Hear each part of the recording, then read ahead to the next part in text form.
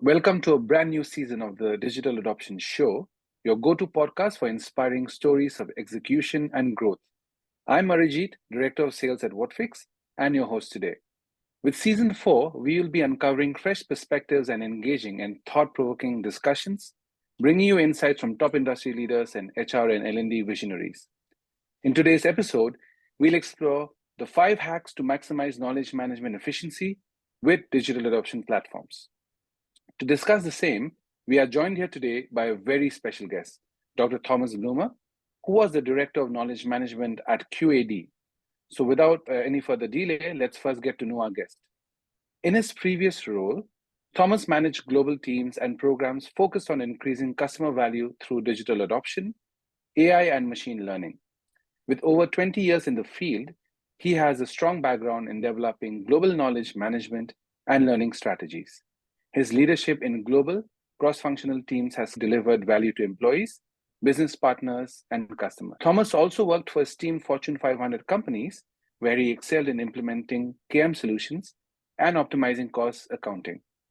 His commitment to professional development keeps him at the forefront of digital adoption and AI advancements. Welcome, Thomas. Thank you for the nice introduction. Really great to be here. Good to have you. Great to have you here as well. Before we dive into our main discussion, let's kick off this new season with our new segment called the Digital Pulse. Now, this is where we try to connect the dots between passion and profession, uncovering how individual journeys shape visionary leadership. And speaking of journeys, is there a passion or activity outside of work that's particularly close to your heart, Thomas? Well, apart from my kids, which is pretty much my passion, I love reading good books. I like learning new things. I constantly push myself further to learn new things, explore new things, traveling, getting to know people. There are so many things, I will fill a whole hour, but I hope you get the gist here. Absolutely. Some of the same passions I share as well. What's the last place you traveled to, Thomas? I was actually Zurich, my hometown in Switzerland. I traveled there with my 2 kids for the first time alone. That was an adventure by itself, as you can imagine. But they're 2 and 4 years old, so they're still pretty small. But it was an excellent experience, I'll share something about my wife and myself. So there's a small town in Switzerland called Interlaken. I'm sure you're familiar. Yes. That's where my wife and I want to settle down one day and open up one of the cafes in the Alps, right? In the Muren Mountain Wall. So it's nice that you come from an area that we very much like to go to time and time again. But anyway, going back to the conversation, we've also revamped our rapid fire questions to get a deeper glimpse into our guests' personalities and insights. Now, this section at the Digital Adoption Show will now be called Triple Strike, a lightning round of 3 quirky questions that will have you put on your thinking hat and respond to instantly. Are you ready to be warmed up to our Triple Strike, Thomas? Yes, as ready as I will ever be. All right, let's go then.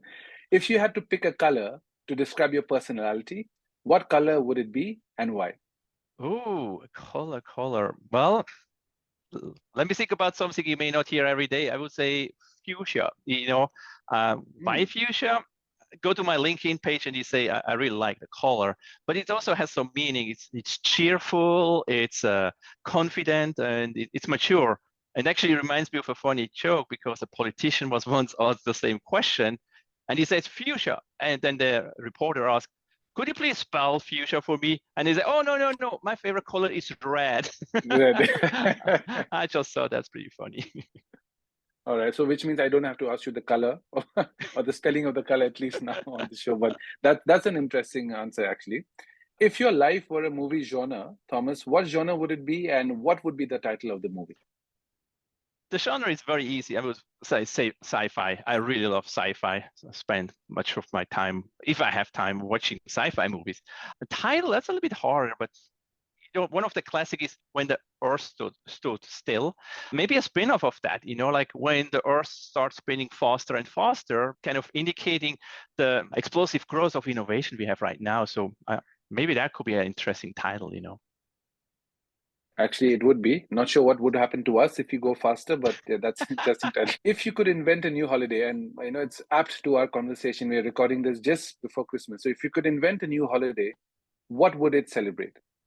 Ooh, that's an interesting one. I would say, think about the previous question, like with the Earth stood still, maybe something like that, like a digital silence day, a day where you have totally to unblock from anything digital, no cell phone, no social media, no emails, to really think about the true values and the real relationships you have, and you should actually cherish more. So I think that will be my day, the digital silence day. So the non-digital adoption day, tongue in cheek, for this show. Yes. All right, that's good. Actually, I would prefer that as well. That's what I hope to do next week, where I'm on holiday with my family, or at least what my wife expects me to do, to not check my emails on my phone. Hopefully, we get to that. I Okay, hear now that we have you warmed up and ready to go, why don't you tell us about your experience as a digital adoption, knowledge management, and training expert? Well, one of the challenges as an ERP company is to help people onboard customers and employees very quickly. And we have done that in traditional ways with traditional training, all the way back classroom training. Then we could convert that into e-learning. And that was great. Like we saw a huge adoption jump there. But there was still something missing. And we always felt it's like people get the training in the wrong time, not when they really need it. They had to schedule it. And once digital adoption platforms became available, it's like, that's what we need. We can train as people need it inside the application. So we actually built a lot of training right in the application. And if that was not appropriate, because some use cases may be too complex, we could link them directly to the learning management system, right to the right place, so they don't have to go and start looking like what traditional links normally do. And if something changed, we can easily change it because we still have the control. It's not a hard link like what you have done in traditional system. So by doing so, we could really move the needle, and we increased about onboarding time, or decreased the time by 26%, like huge gains, Wow. making that happen. Also from call deflection for support center, the first year, I think we closed about 26,000 support calls. I mean, it's always hard to really, like, was that really an avoided call, or maybe, and how many did you avoid, which you don't really measure. But so that's a safe number. We felt very comfortable. But yeah, it was a huge game changer for us. Absolutely, Thomas. Even when you talk about those 26, 27,000 support calls, there are industry figures, right? It's about $8 to $12 to resolve a call. So you just multiply that, and it easily you get the quantifiable value there. And when you talk about productivity gains at scale, number of employees in the organization, this is tremendous quantitative, value that we are talking about.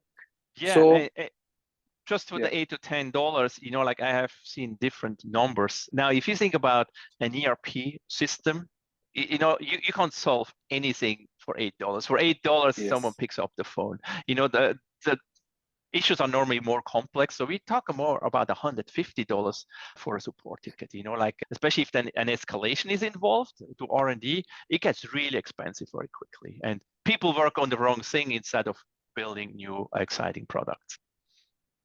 absolutely. I think that's great. And for our listeners who are actually new to this, could you explain what a digital adoption is and why is it crucial in today's technology landscape? Well, absolutely. So digital adoption platform, often abbreviated as DAP, is a software overlay on top of your existing application. That can be a web application, a desktop application, or even a mobile application. Now you wonder, like, why would I need an overlay on my software I just purchased? It's like, well, just think about how many times you got frustrated because it didn't work the way you expect it to work, or how much time you wasted finding a feature exists, but you don't use it all the time. And that even happens when I use Instagram. So, like, where is my saved image? And then you have to click 5 items till you see it. Now with DAP, you can just automate that process. If that's something which you do all the time, or your organization needs to do all the time, you can now create your own button on any screens which makes sense to go to these other screens you always have a hard time finding, or is time consuming. So you can actually modify your application without actually going to the code level to make your unique user experience much better. And to your second part, why is it important right now? I mean, there's so much change coming. There's so much AI at the brink to be introduced. Now you have a tool to control AI. You can control other applications. And more importantly, you can actually see what's happening in your organization. Many times people don't even know how their own application is used, where it works well, where people struggle, where people have a lot of errors. Now you have all this visibility and you can take actionable steps to help the situation with DAP. So I think it's just a tremendous tool. Right. Very interesting. So it sounds like you can track user behavior and how they're using the system or how they should be using it, and also influence that behavior by setting up certain nudges or notifications, etc., that you mentioned in the app. Yeah, just think about, traditional UX sessions, like where you have a few people or you interview them. And many times they kind of tell you what you want to hear, or they try to figure out what the application should do because they are embarrassed to really tell you how they abuse your system, for other purpose. And now with DAP, you just see where they go and what they do. And sometimes like, why are they going there? And the insights we gain is quite amazing. And so you can actually turn any user session into a potential UX session and learn from it. So I think it's super powerful. Absolutely. And in terms of the return on investment, what framework should organizations consider to effectively justify the adoption of DAP? That's a really good question and not really an easy one, but the base is always a return on investment calculation. I don't think you can go to any board without having done the numbers, thinking about call deflection, shortening of process time, lowering error rates, faster onboarding, and how much that will contribute to your organization. I think that's just the foundation. But then another thing which some people don't think about is the cost of inaction. What is the cost of inaction if you don't do it? And think about what will it cost you from a reputation or even a financial impact if someone uses in a unsanctioned AI solution. If there's data leak, what kind of cost does that generate for your company? And so you should also put a value to that. So that's the second level. But then the third level, which I think people often fall short, which I think is super important, is storytelling. Like what's a compelling story why you need DAP? And I can share a classic example from the 90s from Steve Please, Denning. Yeah. He was lead of the World Bank. And back in the days, they didn't have an internet presence. And rather than putting numbers together, why they should and how much it will cost to host a site and all that, he actually provided a very compelling story of a little town somewhere in Africa, and they had this huge need help, but they couldn't find the World Bank because they were not on the internet. How in the world could you find the World Bank if you don't even have an internet presence? And so what people should remember is like people forget numbers, but they remember stories. And if you have a really compelling stories, why DAP can really make a quantum leap in your organization, in addition to the ROI and the cost of inaction, I think then you have a really good package. So I would say put those three together, bundle them and present them, and you have a winning combination. That's actually nice, Thomas. So if I can paraphrase, you could say people buy with emotion, but justify it with numbers. Absolutely. I couldn't say it better. So yes, absolutely, Arijit. That's nice. I think the storytelling part, Thomas, is interesting because a lot of times we get deep into the numbers and what matters, but I think that part is missing a little bit, right? On the compelling reason for it eventually, why we need to have it. Yeah. Okay. And with your extensive experience in the software sector, what are the most significant shifts you have seen around DAP and people's perception of DAP? How does it differ from your own perception of it?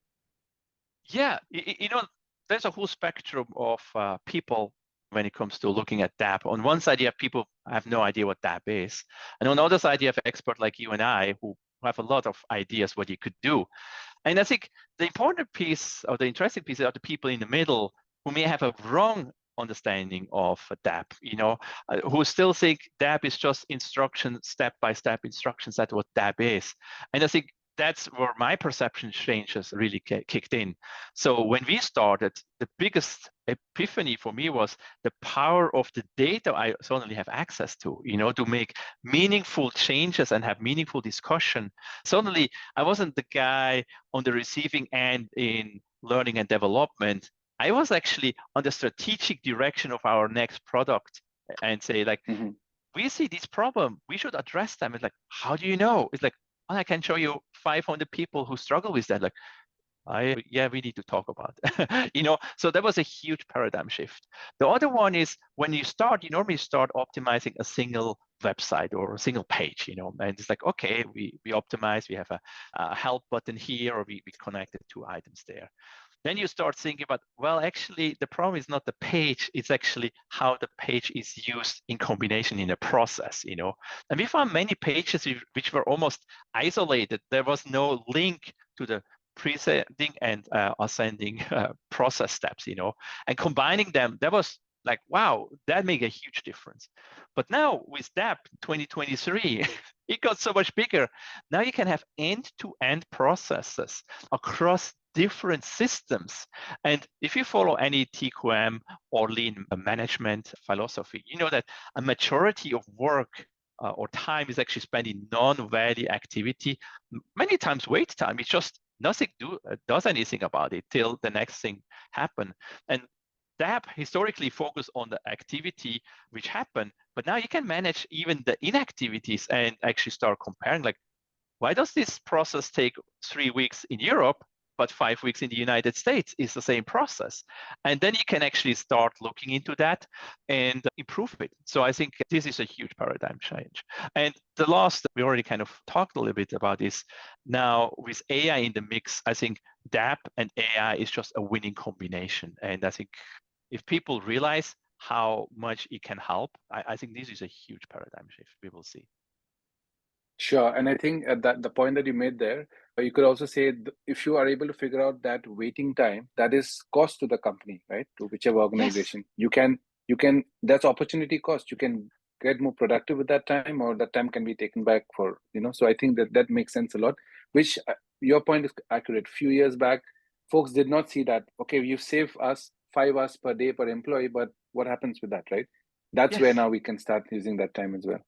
Yeah, or looking from another perspective, it's like, yes, you can reduce cost or you can be more effective, but like you think, here's where you have the first customer coming to your website and it starts a lead generation.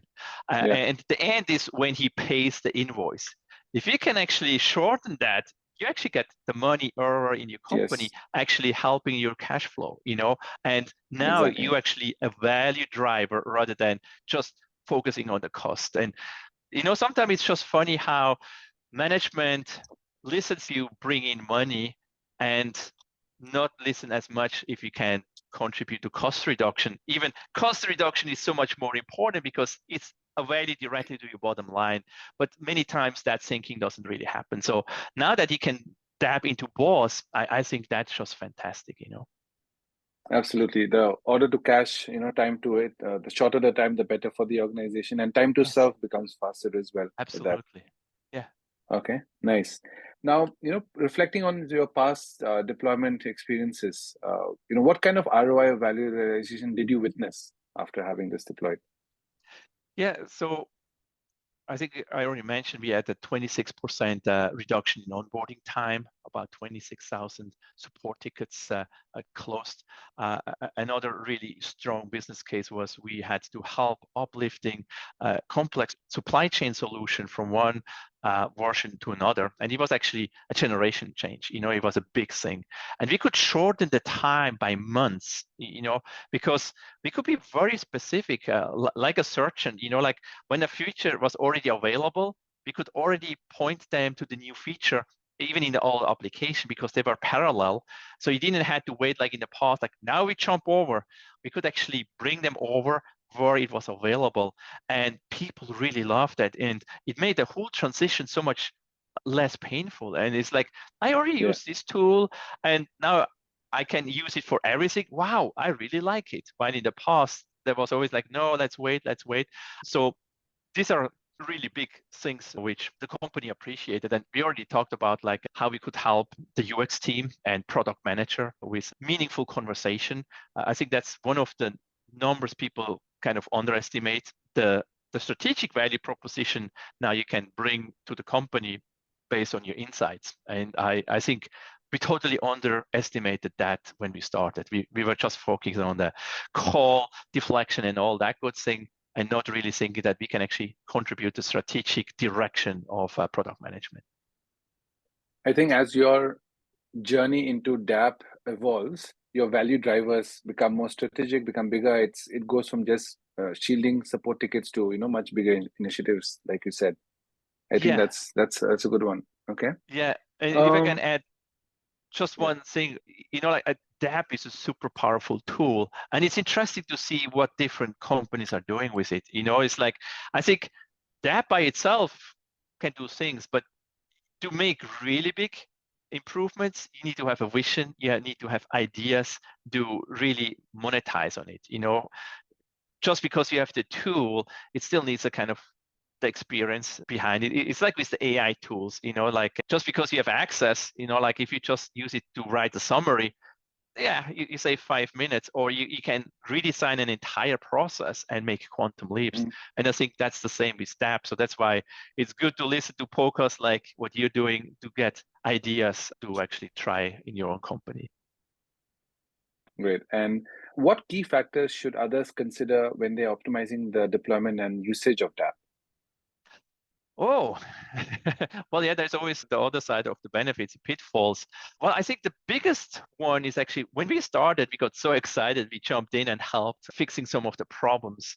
And then we had actually really kind of backtrack and like, what are the business objectives we really want to help? Is it faster user adoption, higher stickiness, higher conversion rate, or whatever it is? But nail that down, like what is your goal, what you try to do, and it should be aligned to a company goal. And then everything else gets so much easier, because then you have to think about how can you help in the best way achieving that. And then you have to prioritize, because there are so many opportunities you can help.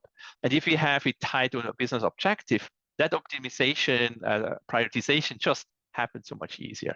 So that was the first pitfall for us and a learning opportunity. The second one is include stakeholders and experts, because they can tell you where the problem already is. They may not know how to solve it, but listen to them, include them, rather than coming and then having the discussion later on. Another pitfall we run into was having clear guidance how to build DAP solutions, and maybe even more important than creating the standards is having a way to enforce them. Let me give you an example. Our solution was translated into 14 languages, and that was just in Okay. English. But we know eventually we want to also create our DAP implementation into 14 languages. So the good thing was we identified it from the start and say specifically never tie a DAP element to a label, because if the label changes from English to German, the script will break. But you get new people in and out, and suddenly, fortunately, we had a QA cycle, and like, Yeah. wait a second, you tie that to this label? Like, yeah, it was easy than creating a jQuery, and it's like, well, no, you can't do that. And so, if you don't have this system and checkpoints in place, you may run into a big problem further down the road. So, really think about why it is important what you do in the long term. So that was definitely a big aha moment for us. And the last pitfall I can think of, also be clear what you don't want to build with DAP. Just because you can build it doesn't mean you should. And Yeah. you hear the guidance from companies like WhatFix and other vendors, like how many steps walkthrough should normally have. And then suddenly we build one with like 250 steps, dozens of if-else statements, and it was really hard to QA and almost impossible to maintain. And we came to the realization like, no, we can't do that. And we could actually, luckily, we got so much information to build that we could convert them pretty easily into an e-learning, which was more linear. and then we could at least connect from that screen directly to the LMS as we talked before. And so we could at least save the time, but be very clear where it's just not the best solution. So these were kind of the pitfalls from our own experience, and hopefully other people will avoid them. I like the last one a lot, Thomas, because when folks start using DAP as a technology is very exciting, right? When you start using it, Yes. people start building a lot of stuff, right? It's like you learn how to paint for the first time, you start painting every picture you can paint. But the job of DAP is to make life simpler at the end, not more complicated. So I think I Yes. really like that point there. Yeah, absolutely. All right. Now, here's a stat that I'm sure but for our listeners, it's projected that by the year 2025, a staggering 70% of the organizations will have DAP primarily driven by AI integration. Now, in your experience, Thomas, could you elaborate on how DAPs and AI can complement each other to create a more cohesive knowledge management ecosystem? Yeah, well, I really like this question because I had the same question a couple of weeks ago. I was at an event where a Gartner analyst was present, and I asked the question, like, do you really think the 70% is achievable? And the answer I got, yes, because of AI. I think the original was just DAP will have a 70% adoption rate. And that was actually before the pandemic. And the pandemic didn't really help with the penetration of AI DAP rollouts. But now they feel pretty confident. And so what can AI and DAP do together? Well, first off, it can generate a lot of very valuable information and insights for AI to harness. So the generation of data with DAP is just fantastic. The second thing what DAP is really good, it can actually help getting clean data with the data validation points you can put in a process. So you shouldn't have all these wrong starts or this fraction of data, so you can kind of help cleaning the data.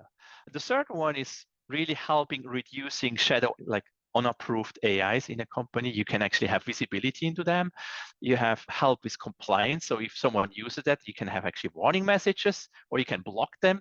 You could have a guardrail that people use the application the right way. You can, hey, here's the policy, just that don't put in sensitive information. So a lot of things you can do. But then the flip side, AI can also help professionals. Like it can generate better text, better summaries much faster. It generates better insights. I think we will see more of that coming forward. And it can assist if you're not really good in CSS or jQueries. Like generative AIs are so good in coding these days. You can just ask. And I would say it brings you to the 90 to 95 percentile. It still helps if you have an understanding of what you're doing, but it's just amazing how much faster you are. And then you just, oh, yeah, there was a comma missing and now it works. And the last thing, which I'm super excited, is I think we will see the next level of personalization. Like I think AI can really help getting better insights in how much time a customer spends on a particular screen or the mouse movement. I can observe that much better and interject much more personalized. And I mean, the segmentation you already have from DAP is just fantastic. So if you put these two things together, I think you just will see values you couldn't imagine a couple of years ago. So yeah, I think the 70%, I mean, it's still a high number, but with all the things going on, I think 2 years suddenly seems so long if you see the changes we have seen in 23. Now, 2 years of the same pace, or if that even increases, I mean, who knows where we will be in 25. Yeah, that's right. My next question, if I would have asked you just 6 months back, the answer would have been AI, but now it's not. So I'll ask you that question and let's see what your answer is, which is, as we conclude this, episode, how do you see the role of DAP in knowledge management evolving in the future, and what do you think is on the horizon for DAP technology? Oh, yeah. I mean, as you just said correctly, like a vision you had yesterday may be already a reality today. So we are living in a fast-paced world now, where I see big value opportunities in 24 with AI and DAP together or alone is like a rollout of AI in a controlled manner with DAP. I think many companies struggle, like they want to do it, but they don't really know how to control AI rollout. I think DAP is the solution. I haven't seen anything better in my tinted worldview, but I really think it's a super powerful combination. Then the second thing, as we talked about a little bit, the focus on end-to-end processes across systems. I think that's something we will see more. Is it easy? No, but now you have at least a chance to actually address things we have tried for 20 years to do in a way which actually business people can pretty much drive it. It's not that you need to translate everything into technical jargon and someone who has no idea about your business process tries to solve it for you. So you're far more in the driver's seat, and I think that always helps getting you closer to what you really want.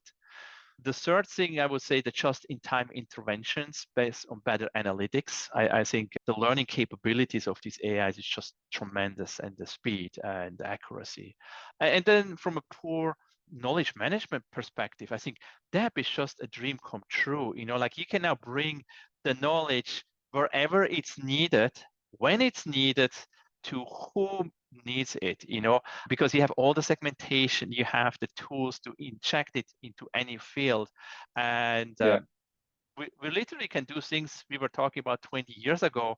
We just didn't have the means to do it to that level, what your company and other companies are offering these days. So I'm really super excited seeing what's next, because the journey in 23 was just a roller coaster full of excitement, and we will see where it goes from here. If I were Thomas, myself, a VP of product for one of the DAP companies, maybe this is what my vision would be.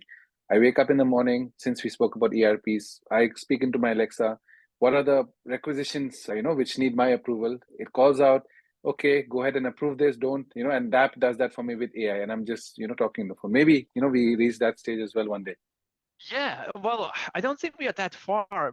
I saw a keynote in 2000 and actually reached out to the keynote speaker after 23 years. And he's a professor of computer science. And he had a very similar vision what you just mentioned. He's like, it was more from a school person perspective, like, hey, I need to learn this topic. Can you tell me the 5 most important pieces? And like, okay. And then, like he had this conversation, like, what about this? Can you tell me more about that?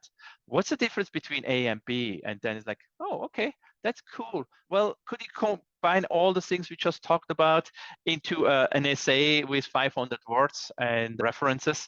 And like, okay. So that was his speech in 2000. Now in 23, ChatGPT launched voice. You could do exactly that. And I had to call this guy and like, hey, have you seen what we can do now? Now to your story, the ERP story, I think we are that close to actually do that. So, I mean, it's just super exciting. Exciting times ahead. What an exciting discussion. Thank you, Thomas, for the insights you shared today. They are a game changer. I'm sure absolutely. I'm sure our viewers agree as well.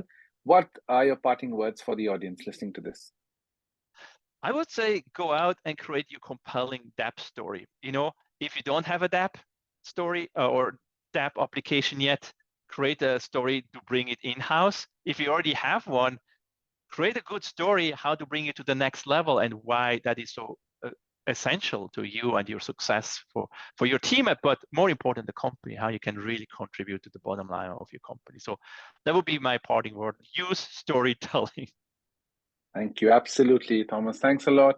And to our listeners, your engagement drives us. Keep the feedback coming on Apple Podcasts, Spotify, and beyond. This is just the beginning. The future of work is an exciting journey, as you've heard Thomas, and we're on it together. Stay tuned for more. Until next time, this is Arijit from the Digital Adoption Show. Ciao, ciao.